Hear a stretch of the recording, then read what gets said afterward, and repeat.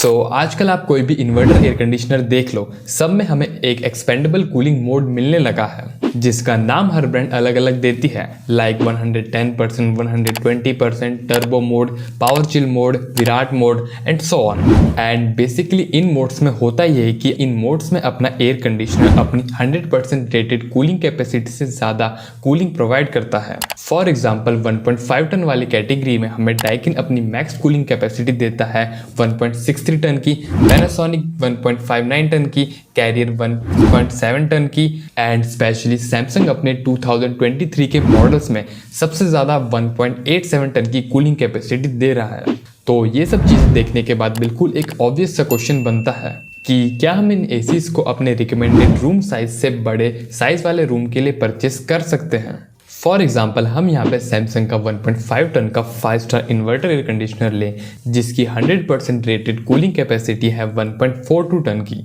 And इसकी maximum cooling capacity है 1.87 ton की। तो क्या हम इसे एक ऐसे रूम के लिए परचेस कर सकते हैं जिस रूम की नीड यहाँ पे एक 1.8 टन के एयर कंडीशनर की हो?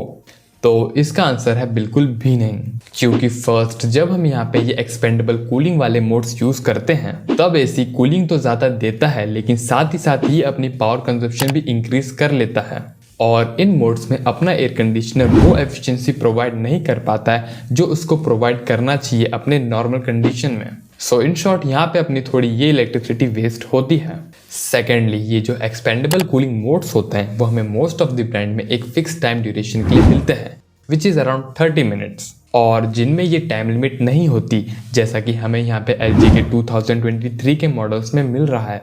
उनमें भी हमें ये मोड ज़्यादा टाइम के लिए यूज़ नहीं करनी चाहिए क्योंकि ऐसा करने से अपने एयर कंडीशनर की परफॉर्मेंस में अच्छा इफेक्ट नहीं पड़ता। थर्ड, ये जो कंपनीज इतनी मैक्सिमम कूलिंग मेंशन कर रही हैं तो इसका मतलब ये नहीं है कि इनका एयर कंडीशनर एक्सपेंडेबल मोड में इतनी कूलिंग करेगा ही, और करेगा भी तो कितनी देर के लिए करेगा ये चीज़ तो यूज़र को पता ही नहीं चल पाएगी, भले वो एसी या रिमोट की डिस्प्ले पे शो करता रहे अपने फैंसी मोड का नाम।